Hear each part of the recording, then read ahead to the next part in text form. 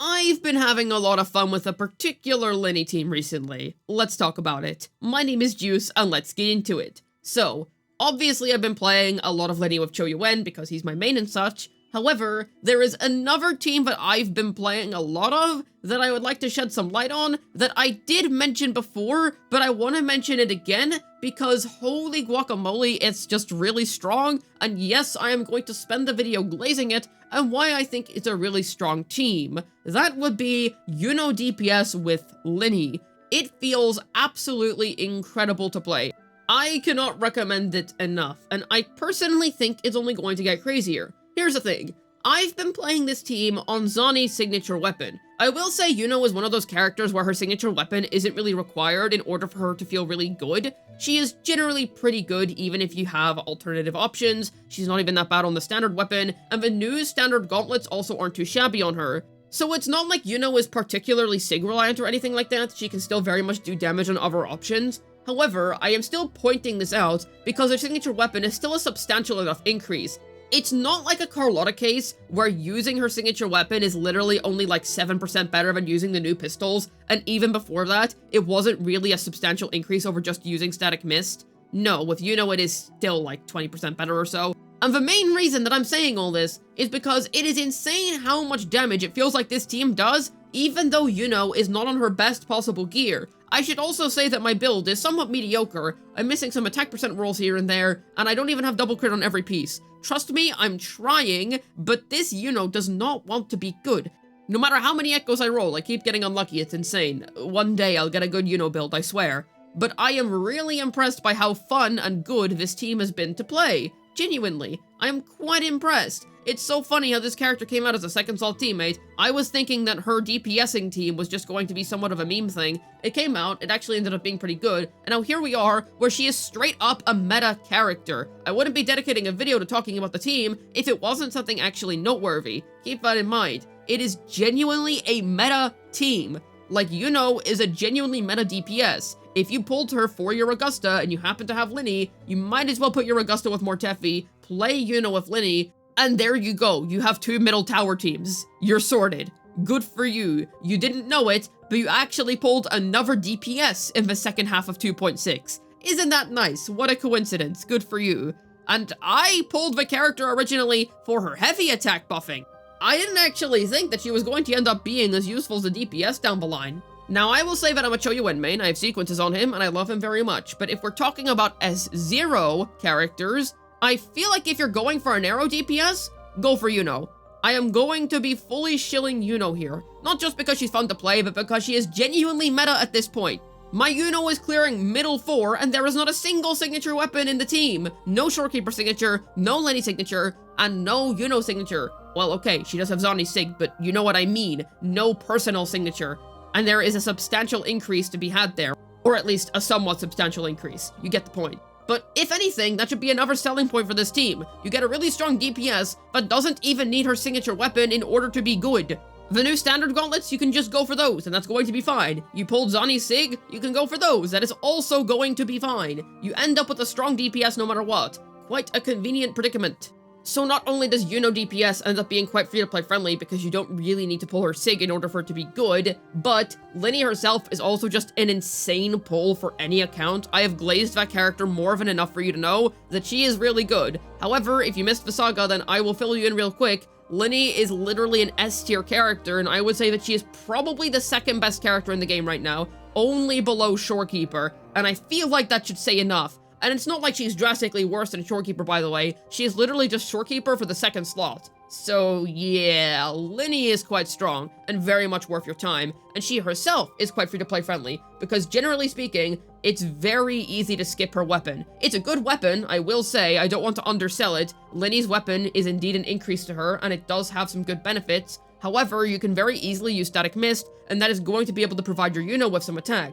And then Shorekeeper, well, it's just kind of a no-brainer, but that's another thing that I want to add. Right now, the team uses Shorekeeper, and Lynae is obviously already iuno's new best in slot as a main DPS. However, we're going to eventually be getting Mornier, and Mornier is likely to make this team core even stronger. It's also likely going to increase Lynae's own personal damage. So if this team is already as good as it is right now, what is going to happen to it when we eventually get Mornier? So because of that, I would definitely recommend not writing off this team, because not only is it already really good in my opinion, it's already clearing middle tower on suboptimal builds. I will say my Lynae build is really good, but my iuno build could very much be better, especially for a main DPS. I think that once Mornier comes out, it is only going to get even more impressive. So there's that. And it should be noted that iuno is going to be coming up in the second half of this patch. So you're gonna have the chance to get her. It's not like iuno is that far off. You will very much have the chance to get her soon. So might not be a bad time to consider picking her up. Though I will add, at this point, if you don't already have iuno and you don't really have other reasons or places to use her, maybe you can just skip her in favor of waiting for the next Tomb Break DPS if you're planning to invest into the Tomb Break core. I'd say this is more so useful for people that already have iuno, or just people that were planning to get her on her rerun in the first place. I'd say that if you weren't originally planning on getting iuno and you're not really particularly fond of the character, you can skip her and just wait for the next Tomb Break DPS because they are likely going to want to use Lynae as well. However, at least as of now, I do still feel like it's worth mentioning how good this team is and the value proposition here, because it's very strong and it's only going to be getting stronger very, very soon. And once again, I would like to re-emphasize, I'm not using anybody's dedicated signature weapon in this team, and it still ends up feeling as good as it does. So, with that in mind, I think that that does mean the team has something going for it here, and that it is worth talking about.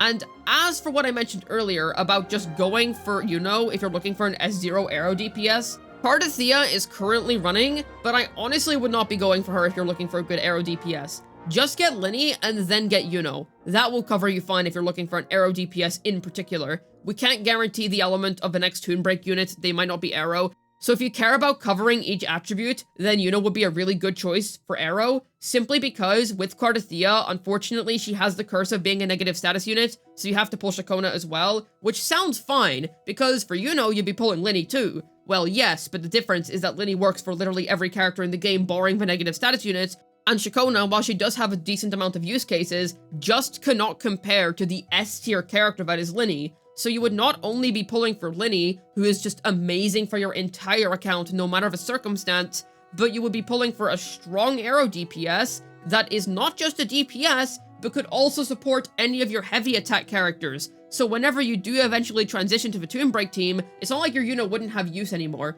I will say I do expect them to release a new Tomb Break DPS soon, and I am more so just acknowledging the strength of this team as opposed to encouraging people to go and get iuno, simply because I don't know if it's going to be worth getting her when we might get a new Tomb Break DPS very soon, and I do assume that they're probably going to utilize the Tomb Break core better than iuno can, but we have ended up in a situation where she is meta, as in a really meta DPS, as in one of the best TOA options if you have her full gear and premium setup, and still clearing even if you don't have that. So I did still want to acknowledge how good this team is, and I did want to say that iuno was very much a good consideration for an arrow DPS, and I do think that if you're investing into an arrow DPS right now, iuno is the one to go for. I don't think that we're going to get another one for a while because I feel like the roster is quite large, so I do think that iuno is pretty safe to invest into, simply because I don't expect her to get replaced anytime soon, and not only is she a good arrow DPS, but she's just a great second slot teammate in general. The bang for your Astride tier is second to none. Like, it's really good what you get here. It's very, very nice. Because generally, I usually play my iuno with Choyuwen. This is more so just a team that I play for fun, that I've been testing out just for the sake of it, and out of curiosity, and it ended up being a lot better than I initially expected. It should also be noted that this is one of the harder TOAs that we've had, and yet, even though she doesn't have her own signature weapon, and nobody else in the team has their signature weapon, she is still clearing Middle Tower 4, even though this is a harder TOA. I've just been personally impressed by this team's performance, and I do think that it was worth the glaze because I think it's quite impressive that this character that was originally designed as a second slot teammate suddenly ended up becoming a good DPS. I don't know if this was on Kuro's radar, because it should be noted that iuno's S6 stabilizes her DPS rotation. It encourages it more. I think that Kuro Games didn't design iuno with being able to be a DPS in mind. I feel like this is just something that happened as a byproduct of her doing so much damage. Kind of like how you can play DPS Brant Wuthering Waves if you use Lupa. I find this quite amusing. I am really curious if Kuro Games looks at Yuno and feels like they made a mistake, or if they look at Yuno and they think, you know what, that's pretty cool. I think it's pretty cool. I like it. At least I like the team. I think it's interesting.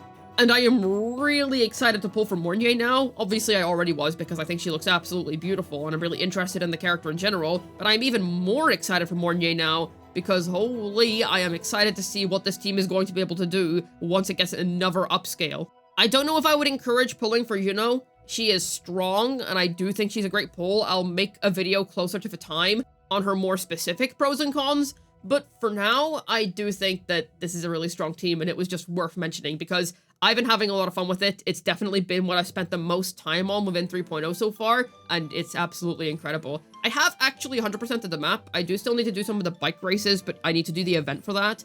And I will probably make a follow-up to my other review video on the High Roy at some stage, though I do want to do the events and finish everything there is to do before I talk about it again. But iuno DPS has been a very fun time. So have my Choyuwen upscales. I have really been enjoying that. Lynae is an absolute blessing of a unit. Hopefully this video is able to tell you how powerful iuno DPS currently is. This has been Juice, signing out, and don't mind me as I go to fight Middle Tower 4 for the 50th time. It's just a really fun team, man, I swear.